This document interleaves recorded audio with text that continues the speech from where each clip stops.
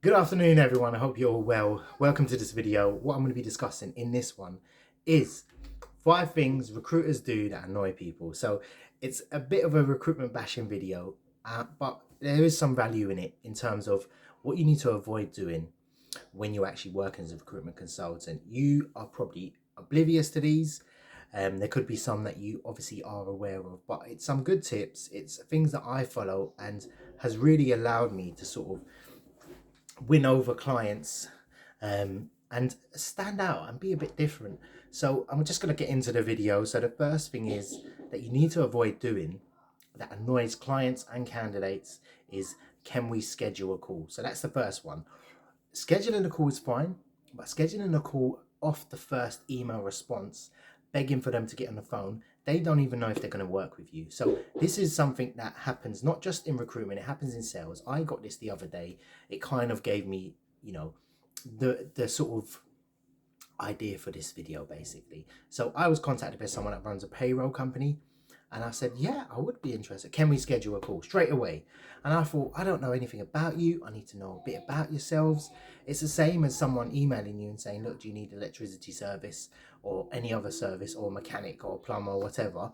Comes to you and says, yeah, I'll be interested. Oh, can we schedule a call? I haven't got time. I don't know what you are, who you are, what you charge. Send me some information first. Let me review it. We are in a consumer economy where we have Google, we can research. This isn't, if I'm going to buy a car, a new car, what I want to do is do my research online. I bought a mobile phone recently. I didn't call up and say, what do you recommend? Because they're going to recommend me what they want to buy and what they want to sell me, and what they make the most commission on and most money. I done my research first, and then I obviously called up and ordered. So people want to do their own research before. So don't ask to schedule a call. It will naturally happen. Sometimes in recruitment, you can do most things via email. So the other thing is, or the second point is, no customization, leaving people to feel like they've just been blanketly sent an email blast. That works both for candidates and clients. This does annoy people because there's no thought put into it. There's no message about why you're contacting them, how you're contacting them. Usually sales emails are, this is what we do, this is what we've achieved, we're this amazing, we've helped 20 companies. It's all about them. So it's not really custom to the client, and that really, really gives, you might get a good open rate, but you actually end up with a really bad conversion rate. When I started, I was sending out blanket emails this long, and I was still getting responses. Great. Oh, so I felt, well, this works. And then I started to deal with in customize the email. I'm always split testing. I'm always trying things out. So I think number 2 is very clear. Customize your approach. Call up and act like you really wanted to call up. Another key tip that I use when I message people or call people up and just say, look, I'm reaching out because you actually came up in our morning meeting this afternoon. And they're thinking, why the hell did we come up? Who are you? What do you do? Why are you calling? Why are we coming up in your meeting? They're curious. They want to hear why. Actually, we support companies in your local area, and you came up, and that's how we approach it. That is a great sales technique, and that is a custom. That's like we was talking about you. It's like saying, I know when I'm on the phone to someone and I say, oh, and they've called me back, and I say, oh, you actually came up. I was talking about you earlier. Oh, why was you talking about me? They want to know. They're interested. It piques their interest. They want to listen. These are the sort of things that not my salespeople do. They say, "Hi, I'm calling up about blah blah blah." It doesn't bode well. It doesn't sit well. So this brings me to point number 3. I do this a lot. It's cold calling.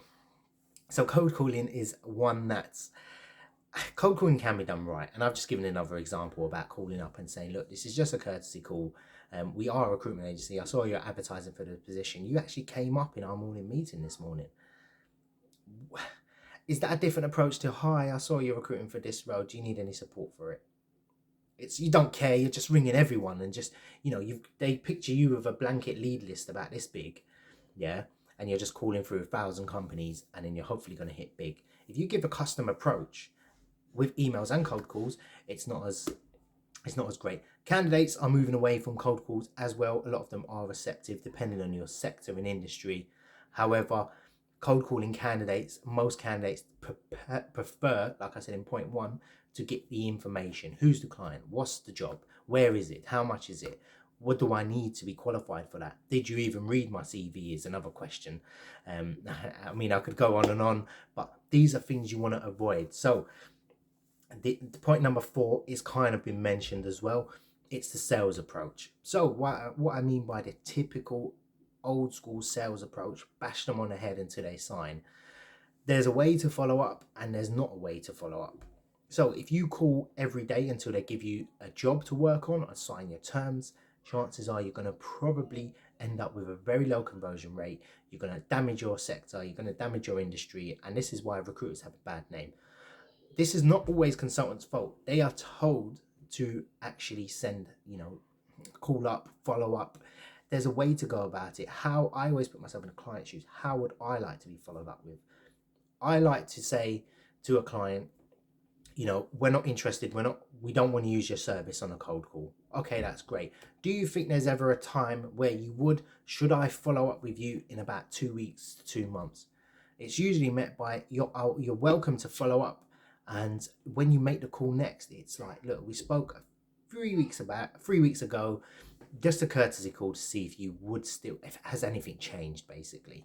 And that's met with a much, much better response. And cold calling, the sales approach, it doesn't work in 2020, and it's definitely not going to work in 2021. This is something you need to get a hold of. Sales has moved from, people want to do their research rather than us going out to the market, forcing things down people's throat. If I want, let's say, I don't know, a car tire or for my new car, I'm going to research it. What's the best price? How much do they cost? I'm not going to call up 4 or 5 companies, speak to them and get them to pitch me or speak to a sales team. I don't want to do that. Most consumers, clients don't want to do that, whether it's B2B, B2C. This is the approach you have to do. Just let people know you're in the marketplace. This is the service we offer. Can we be of assistance? That's the best approach. The old school sales approach doesn't work. It works at times. There's been times where I've followed up and I didn't want to follow up because I felt like I was harassing the client.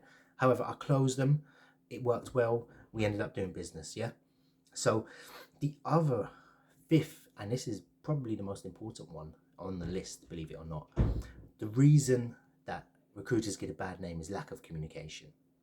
So I've onboarded 3 clients. It's about 11-12 p.m.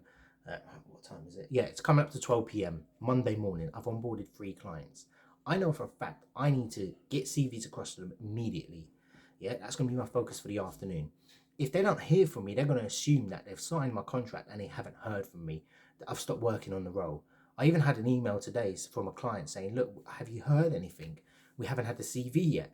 So that's bad on my part. I should have been communicating. I did communicate with that client, but she didn't come back to me. So I assumed that she's filled the position. I don't want to follow up with her. It wasn't the greatest position or client anyway, but I hope she doesn't see this. But in terms of what we're looking at with that lack of communication, a client rings you or, and says to you, I haven't heard from you. That's a really bad sign. That's bad on my part. Things happen. Yeah. A candidate calls you up and says, I'm interested in this position. Great. You pass the interview with them, send your CV across. They don't hear anything for 1 or 2 days. Do you know what that candidate thinks? You either didn't send the CV, you didn't come back to them, and they're not going to get the job. So they start looking elsewhere, or they probably are still looking elsewhere.